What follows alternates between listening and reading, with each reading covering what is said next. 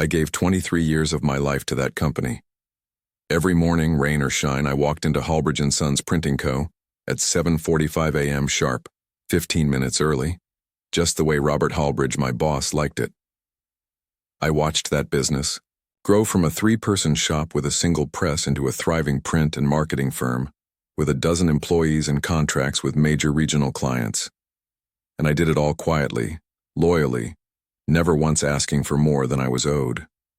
Robert treated me like family. He used to say, "Martha, if I had a daughter, I'd hope she'd work as hard and true as you." Funny, because he did have a daughter, Chelsea, but Chelsea never worked a day in that office while Robert was alive. She was too busy flitting between countries, internships that smelled more like vacations, and business degrees she never finished. I met her twice in the 20 years I worked there. Once at the Christmas party when she was 19 and once at Robert's funeral, and 3 weeks after that funeral, she fired me. No explanation, no thank you, no severance. Just a cold "we're going in a new direction," delivered by email. But what Chelsea didn't know, what Robert never told her, apparently, was that when the company had nearly gone bankrupt 12 years ago, he didn't go to a bank, he came to me. 12 years ago, Robert came into my office after hours.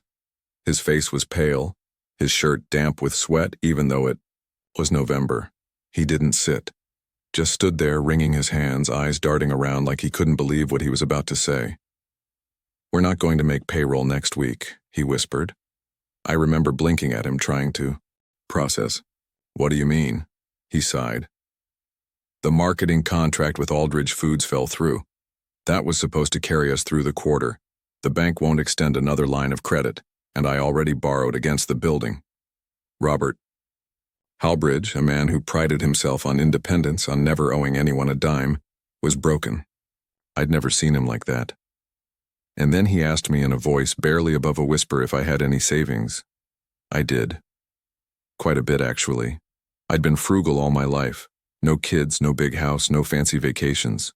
Just me, my cat, and my job. "I need a partner," he said. "A silent one. $50,000 and I'll sign over 25% of the company to you." I didn't hesitate. Not because I needed more money. I just didn't want the place to close. And maybe deep down, I believed that if I helped him, my loyalty would finally mean something permanent. We drew up the paperwork. He insisted on keeping it quiet, said it would keep the other employees calm if they thought he was still solely in charge. I didn't mind. I trusted him. We filed the contract with his lawyer, made it official. From that day forward, I wasn't just the office manager. I was a quarter owner of Halbridge & Sons in Chelsea. She had no idea. Chelsea strutted into the office her first day like she'd owned the place for years, in 5-inch heels and sunglasses indoors. She barely glanced at me as she passed my desk. "Clear that out," she said, pointing at my office. "I'll be moving in there." I stood up. "That's Mr. Halbridge's office." She pulled her glasses down just enough to look me in the eye. "It's my office now." And so it began. She replaced the company's classic maroon and gold branding with a sleek black and chrome logo that looked like a tech startup. Got rid of the standing contracts with 3 local print shops because she wanted to streamline everything in-house, even though we didn't have the equipment to handle that kind of load. The employees who'd been there for years, she called dead weight. 3 of them were gone in the first week. By the second week, the phone had stopped ringing. Then, the email came. I was being let go. No meeting. No explanation. The next morning, I walked into her office. My old office, with the original ownership agreement in a manila folder. "You can't be in here," she snapped. "Oh, but I can." I placed the folder on her desk and tapped it once. "You just fired one of the company's owners." She blinked, laughed. "What are you talking about?" "Ask your father's lawyer, Harold Jensen. He's got the copy too, filed legally, witnessed, notarized." Her face changed. It was like watching a glitch in a system. Eyes wide, mouth twitching, confidence gone in a blink. She snatched the folder open and skimmed it, her hands beginning to shake. "I'm not just an employee." "Chelsea," I said, I own 25% of Halbridge & Sons, and you've just committed a breach of fiduciary duty. The next week was chaos. Chelsea tried to ignore it, pretend the document wasn't real, but I knew Harold would back me up. He was Robert's lawyer, for 30 years and the one who'd handled the paperwork. He wasn't about to side with the girl who once tried to expense a Chanel bag as a client gift. My phone rang constantly. Employees calling to say they were being micromanaged, longtime clients pulling contracts due to her new vision, even the landlord asking why rent was suddenly 3 weeks late. Then came the meeting. Chelsea had no choice but to sit down with me in front of the board, what was left of it, Harold and a mediator. She wore a white power suit, but it looked like armor she didn't know how to use. Martha has legal claim to 25% of Halbridge & Sons, Harold confirmed. The ownership transfer was filed in 2013. I have the documents on record. Chelsea opened her mouth, but the mediator cut her off. You do not have the authority to remove a part owner from employment without board consultation or a valid performance-based cause, which you failed to provide. So what, she gets her job back? Chelsea spat. No, I said calmly. I'm selling my shares. Everyone blinked. Even Harold raised his eyebrows. I'm done here. But I won't be walking away quietly. I looked Chelsea dead in the eye. I'm selling my shares to your biggest competitor, Brindley Press. Brindley Press had tried to buy Halbridge & Sons 3 times in the past decade. Robert always said no. But I knew they'd still be interested, especially with Chelsea running the place into the ground. They offered me double the value for my shares just to get a foot in the door. Once they had it, the pressure began. Calls to the other investors, private meetings with vendors, poaching our biggest accounts. One by one, Chelsea's support system crumbled. Within 6 months, she was forced to sell her controlling interest just to stay afloat. And who bought it? Brindley Press. She came to me once, stormed into my new office at Brindley's downtown branch, cheeks red, eyes glassy. You ruined everything, she hissed. No, Chelsea, I said, sipping my tea. You did. A year later, Halbridge & Sons no longer existed. Brindley absorbed its assets and staff, closed the original office, and even brought back a few of the employees Chelsea had fired. Me? I took a new role, head of internal operations. Less stress, more pay, a corner office, and a team that actually listened. Robert would have been ashamed of what his daughter did, but I like to think he would have smiled, knowing I was the one who stood my ground. Didn't just survive, I outlasted her. 3 months into my new role at Brindley Press, I was asked to lead a quiet audit project, something the board wanted kept under wraps. It involved reviewing contracts inherited from the Halbridge acquisition. Most of them were clean, some were a mess. But one file caught my attention. A supplier invoice from Parallax Media, dated just 2 weeks before I was fired. Nearly $40,000 billed for brand strategy development. Strange, since we already had a full in-house team, and I knew every vendor we'd ever worked with. This name was new. Curious, I dug deeper. Parallax Media's registered owner, Chelsea Halbridge. It hit me like a splash of cold water. She hadn't just mismanaged the business. She had funneled money to herself. That branding overhaul wasn't just bad taste. It was theft. Embezzlement in sleek packaging.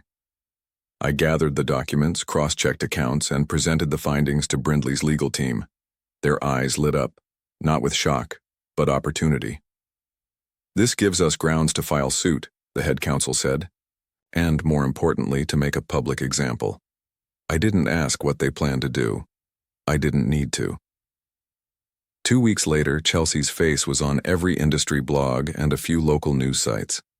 Daughter of late business icon under investigation for fraud. Her name, once a shield, had become a spotlight. She couldn't hide behind it anymore. She tried to deny it, of course, called it a misunderstanding. But the paper trail didn't lie. Ink has a funny way of outlasting excuses. A month later, she settled. Quietly. She paid a hefty fine, agreed to stay out of the industry for 5 years, and faded into silence. And me? I was offered a seat on Brindley's executive board, a position that once seemed like another lifetime away. I accepted, but I still arrived early every day, still took time to know the janitors' names, still packed my own lunch, because I remembered where I came from, because I earned where I was, and because no matter how shiny the logo or how tall, the office, there's one truth I'll never forget. The ones they overlook are often the ones who hold the power. It was a rainy Friday afternoon when I got the call. I was reviewing our quarterly growth chart. Brindley's numbers had never been stronger. When my assistant buzzed in. "There's a woman here," she said hesitantly. She asked for 5 minutes, said her name is Chelsea Halbridge. I leaned back in my chair. My first instinct was to say no, but curiosity and a strange tug of finality got the better of me. "Send her in." Chelsea looked different. Not broken, not defiant, just real. Her hair pulled back simply, no designer bag, no stilettos. She wore jeans and a rain-slick jacket. Her eyes held something I hadn't seen in them before, humility. She sat down without waiting for permission. "I don't expect forgiveness," she said quickly. "I just needed to say something." I nodded. "Go ahead." She took a breath. "I didn't understand what this place meant to you, to my father. I thought I was saving the company by making it mine. But I see now I was never building anything, I was just claiming it." "That's accurate," I said plainly. She winced, but nodded. "I'm working now," she added after a pause. "Small print shop in upstate New York. Entry level. Learning from the bottom. That surprised me I didn't show it. And I've been volunteering at a career center, helping women transition back into work after prison or layoffs. Thought maybe I could do something right for once." There it was. Not a plea. Not manipulation. Just a moment of realness between two very different women. I stood, walked to the shelf behind my desk, and pulled out a thin folder. Inside was a name, Rosa Gutierrez, a single mother we'd interviewed last week for an admin position but hadn't yet hired. I handed it to Chelsea. "If you're serious," I said, "call her. She's smart, needs a mentor more than a manager." Chelsea looked up, surprised. "You'd trust me with that?" "No," I said, "but I'll trust her to figure out if you're worth it." She smiled faintly, stood, and nodded. "Thank you, for the time." As she turned to leave, I stopped her. "One more thing." She glanced back. "Your father was proud of you," I said. "He just hoped you'd learn to be proud of yourself for the right things." She swallowed hard, said nothing, then left, quietly. Later that night, I walked through the quiet Brindley offices, passing framed photos of team celebrations, product launches, awards, reminders of how far we'd come. I paused at the newest display, a wall honoring unsung builders of the company. My photo was at the center. I looked at it, the tired eyes, the stubborn set of my jaw, and for the first time in a long while, I smiled. I had written my legacy, not with ink but with action, and it was far from over. 2 weeks after my meeting with Chelsea, I received an invitation, handwritten, embossed, and left on my desk while I was in a board meeting. It was from Margaret Langston, CEO of Polaris Capital Group, one of the region's most powerful venture firms. We'd met once before, briefly, at a charity fundraiser. She was one of those women who didn't speak often, but when she did, everyone leaned in. The kind of person who could fund empires over lunch. The invitation was simple. Lunch, private room, no suits. No boardroom, just vision. MLI went. It was a quiet restaurant in a converted library, candlelit even during the day. Margaret wore a black turtleneck and leather boots, elegant, unfazed by time. After small talk over soup, she got to the point. "I've watched your career for years, Martha. You rebuild things, systems, people, companies, quietly, efficiently, and always with integrity. Rare combination." I didn't respond. I knew a pitch when I heard one. I want to offer you something, she continued. Seed capital. Full backing. You choose the team. You choose the name. We fund it. A brand new firm. Print, media, mentoring, whatever your vision is. I stared at her. You want me to start over? I want you to lead, she said. Your way. No boards, no shareholders breathing down your neck. You've spent a career cleaning up other people's messes. Now build something no one can take from you. It was overwhelming, exciting, terrifying. What's the catch? I asked. She smiled. That you don't build it alone. She handed me a list, potential partners she'd vetted, up-and-coming talent I'd never heard of, and a few names that made me raise my eyebrows. At the bottom of the page, one name was circled in blue ink, Chelsea Halbridge. I looked at Margaret sharply. She's rebuilding too, she said simply. And sometimes giving someone a second chance gives you freedom too. That night I sat at my kitchen table with a mug of chamomile tea, reading the list over and over. The idea was wild, leaving the security of Brindley, starting fresh, building from the ground up again, this time truly mine. But maybe that was the point. I had spent so long being loyal to other people's dreams. Maybe it was time to build my own. The next morning, I called Margaret. I'm in, I said. Her voice crackled with approval. Good. Let's get started. We met the next week at Polaris's headquarters. The list of potential partners was a mix of eager entrepreneurs, tech wizards, and creative minds.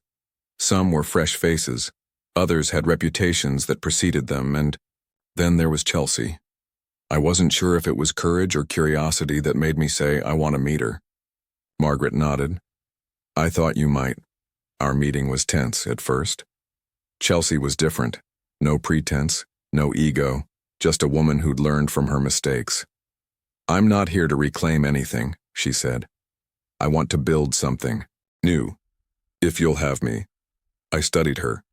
The same fire was there, but tempered by humility. We start with trust, I said. That's the foundation.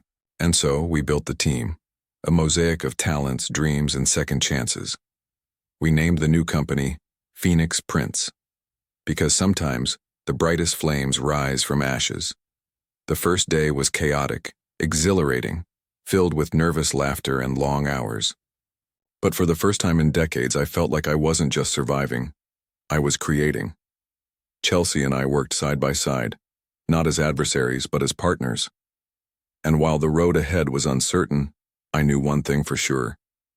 This time, the story was mine to write. Launching Phoenix Prints was like breathing life into a dream long buried beneath rubble. The first few months tested everything: long nights tweaking designs, negotiations with hesitant clients, and weaving a team that had once been strangers into a family. Chelsea and I clashed occasionally, old wounds and differing styles. But slowly, respect grew. One morning, Chelsea brought in coffee and sat beside me. I never thanked you, she said quietly, for the chance. I smiled, stirring my own cup. We all need chances, sometimes more than one. That day, we signed our first major contract, a community initiative with local schools to supply eco-friendly printed materials. It wasn't just a business win, it was a symbol, a new start. Word spread, and soon Phoenix Prints was known not just for quality, but heart. Through setbacks and small victories, I realized something profound. Power isn't about titles or shares. It's about trust, resilience, and the courage to rise again. And for once, I wasn't alone. Just when things felt like they were settling into a rhythm, the storm hit. A sudden lawsuit from a disgruntled former client accused Phoenix Prints of breaching contract terms, a claim that could cost us not only money but credibility. The news spread fast. The press caught wind, painting us as a fledgling company on the brink of collapse. Investors grew nervous. Some partners began to question their involvement. Chelsea was visibly shaken, more vulnerable than I'd ever seen her. But instead of retreating, she doubled down, working nights to organize our defense. I called an emergency meeting. We built this company from nothing, I said, looking around the room at our anxious team. We're not giving up now. We fight this together. We hired top-notch lawyers, combed through every contract, and reached out directly to the client to negotiate a settlement. The process was grueling. There were moments I doubted if we'd make it through intact. But in the end, our transparency and commitment won the day. The client agreed to drop the suit after a mutually beneficial agreement was reached.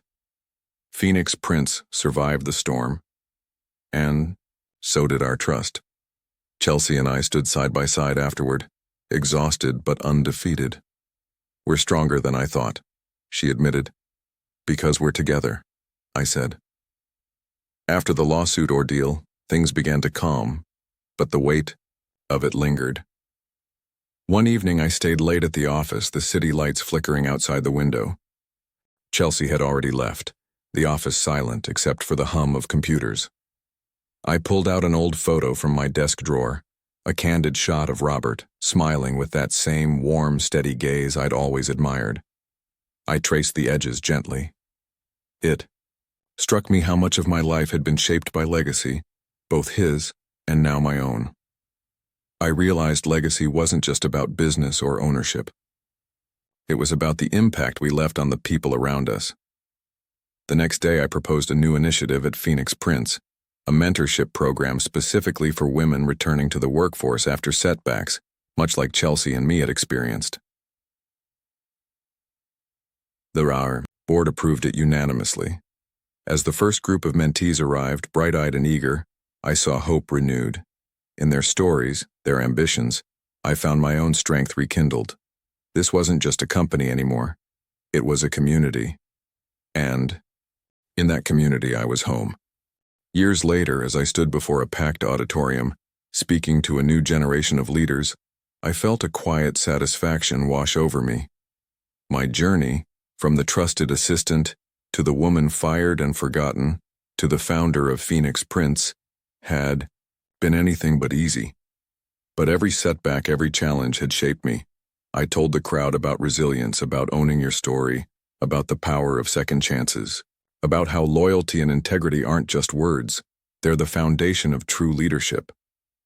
Chelsea sat in the front row, her eyes shining with pride, not as an adversary, but as a partner and friend. As the applause washed over us, I looked out at all the faces, the young women, the dreamers, the fighters, and knew this was the real legacy. Not the company, the contracts, or the titles, but the lives we touched, the trust we built, and the courage we inspired. Because in the end, it's not ink on paper that writes your story. It's the choices you make and the people you lift along the way. And that story, it's only just beginning.